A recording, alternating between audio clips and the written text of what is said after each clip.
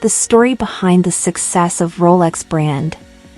Hans Eberhard Wilhelm Wilsdorf was born in 1881 in Bavaria as the second son to Anna and Ferdinand Wilsdorf.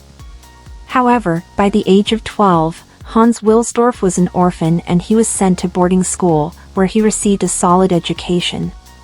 His interest in language turned out to be pivotal, and his ability to speak French and English, along with his native German, paved the way for Hans Wilsdorf to work abroad. In 1900, Hans Wilsdorf began working for Kuno Korten in La Chaux-de-Fonds, Switzerland. Kuno Korten exported Swiss pocket watches, and Hans Wilsdorf was responsible for corresponding in 3 languages. This early experience with international watch sales would prove to be crucial in Hans Wilsdorf's career.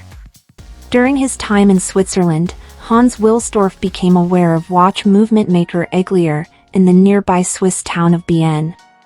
Eglier was manufacturing small watches, unfinished base movements, with lever escapements ideal for wristwatches, which, despite the current disdain for them among men, Hans Wilsdorf saw as the future of watches. In 1903, Hans Wilsdorf moved to London, England, to work for yet another watch company. He then joined forces with his brother-in-law, Alfred James Davis, and the 2 men established the Wilsdorf and Davis Company in 1905. Their company specialized in exporting watches, both pocket and wrist, throughout the British Empire. However, as Hans Wilsdorf tells it in The Story of Rolex, published in 1948, in those days, a wristwatch was considered a joke. The few who wore them were laughed at.